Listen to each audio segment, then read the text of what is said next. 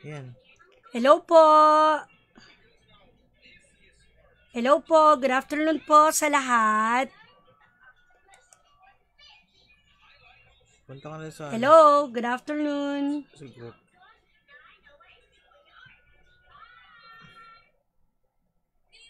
Yan. Hello po. Good afternoon po sa lahat.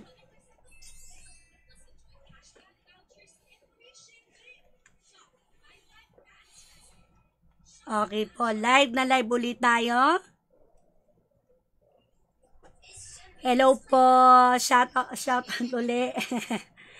Okay po mga bata. Hello. Hello sa inyong lahat.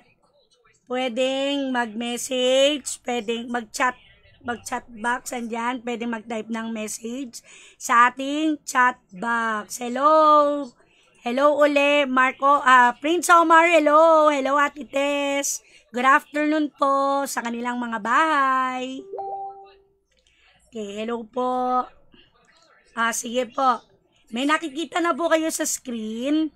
May nakikita na po kayo?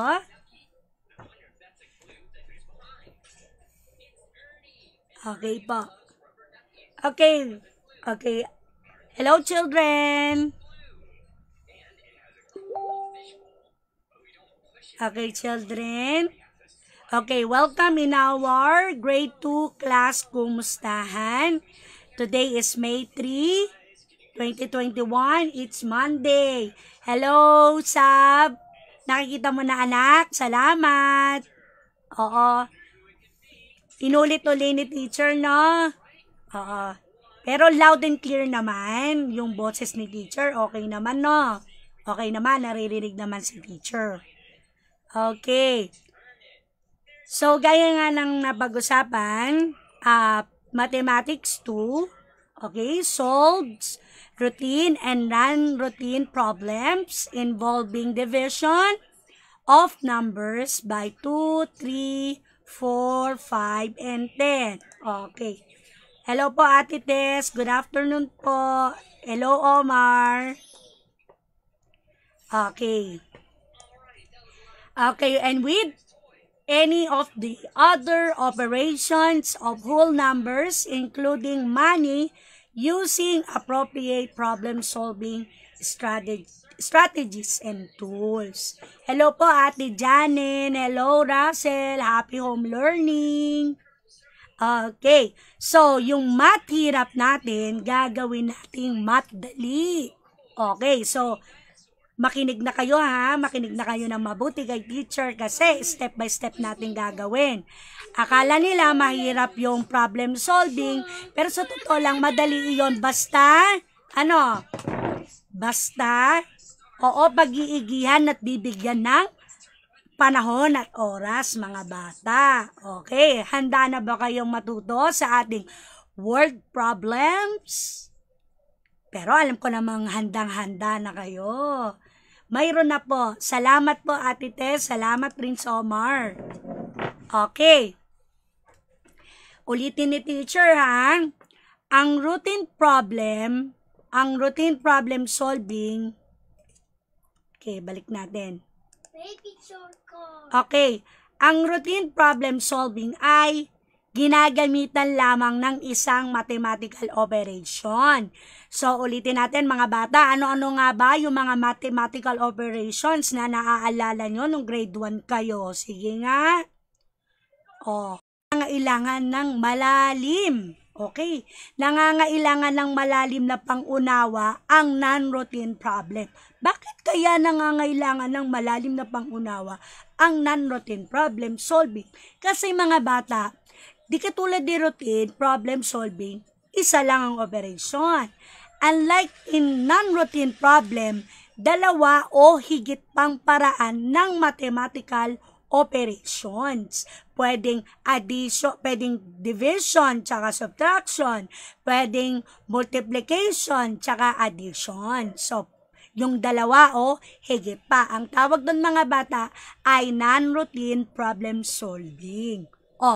Naintindihan nyo na kung ano yung kaibahan ng dalawa ng routine problem isa lang, ang non-routine, dalawa o higit pa. So, kailangan malalim ang pangunawa gamit ang dalawa o higit pang mathematical operations. Okay na?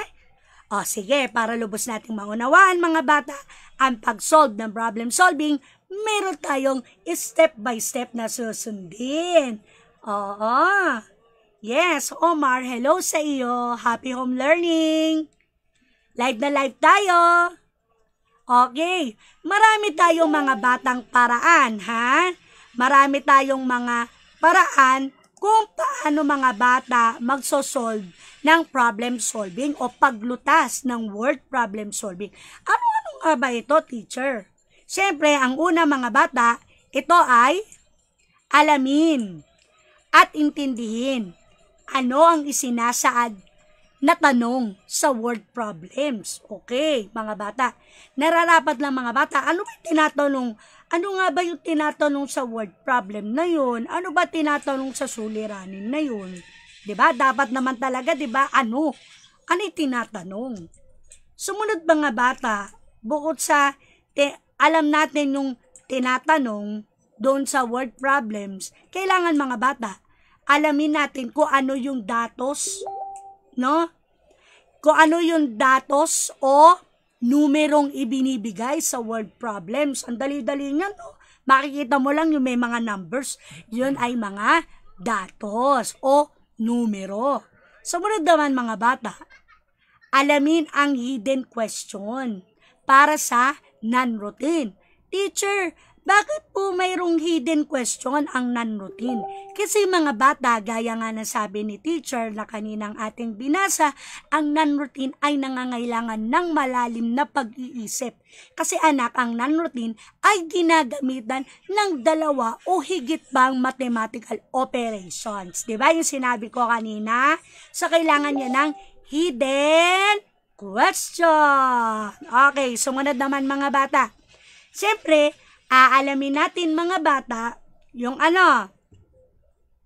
Sige nga, alamin ang, okay, aalamin natin ang operation. Siyempre mga bata, aalamin natin ang operation na gagamitin. Kung ito ba ay addition, subtraction, multiplication, or division sa routine. Mamimili lang doon kung alin doon sa isa lang, di ba, na operation na ginamit.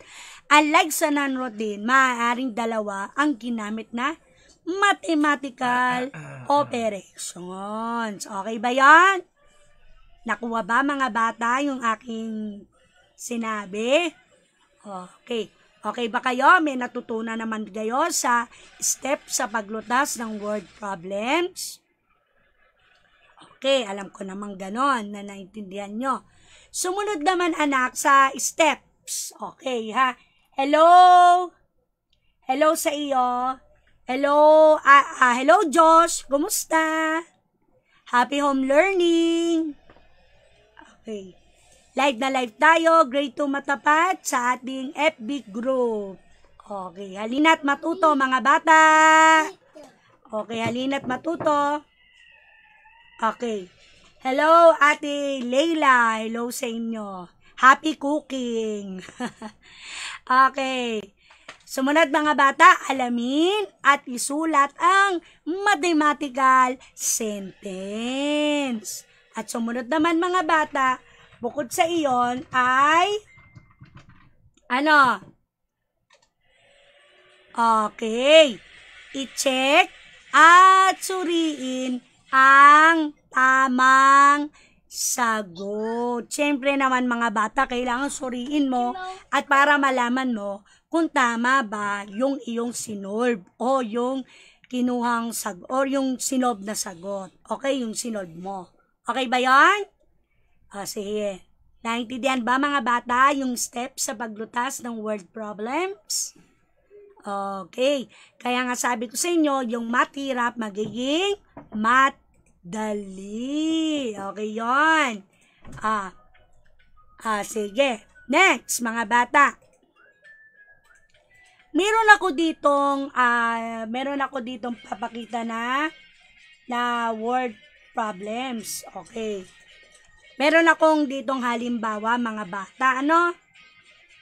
Putol-putol po, chair. Oo nga, anak. Kasi sa internet, no?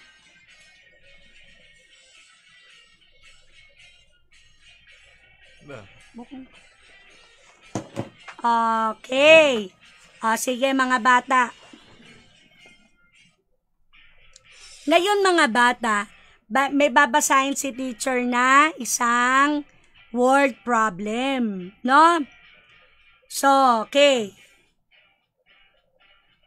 Okay na ba yung sinasabi ko, Sabrina? Hindi ba putol-putol na? Okay naman na?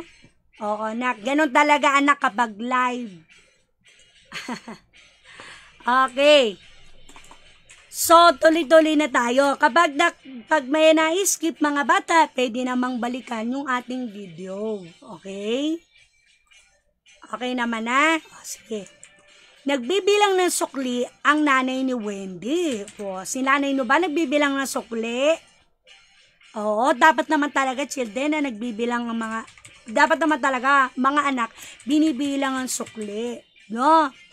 So, nagbibilang ng sukli ang nanay ni Wendy sa kanilang tahanan dahil bumili siya ng alcohol sa pamilihan kanina. Okay. Bumili siya ng 3 bote ng alcohol. Ilang bote yon, mga bata?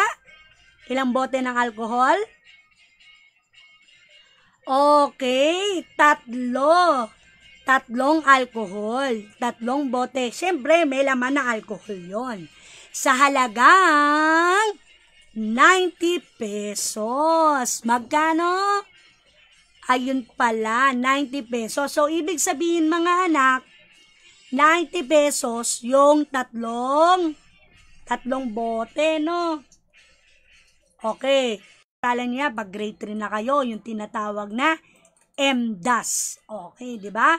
Yung multiplication, division, addition, and subtraction. Mas malalalim ba kayo diyan kapag pagdating ninyo ng grade 3?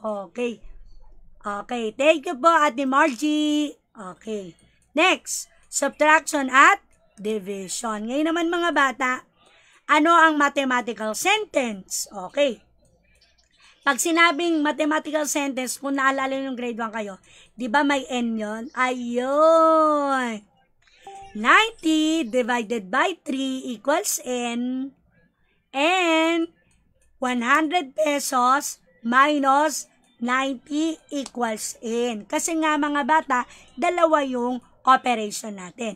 Ano to? Kapag dalawa yung operation or mathematical operations, ano to?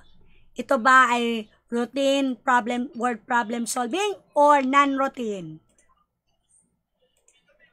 Siyempre, ano sagot?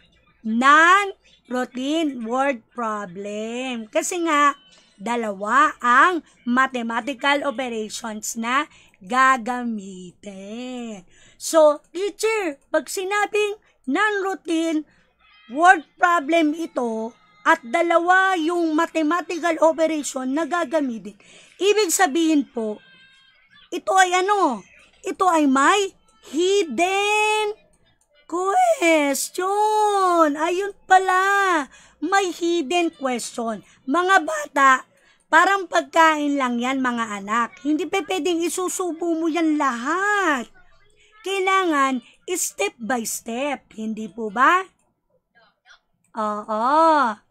Hindi ba step by step? Hindi lahat, anak, malalaman mo yan agad-agad na mabilis na mabilis. So, dapat, bago muna ang lahat, mga bata, step by step ang gagawin. Okay ba yon? Step by step. So, teacher, kung non-routine word problem po ito, so ibig po sabihin, dalawa po yung operation or mathematical operation na gagamitin. Yes! Kaya nga, ito ay may hidden question.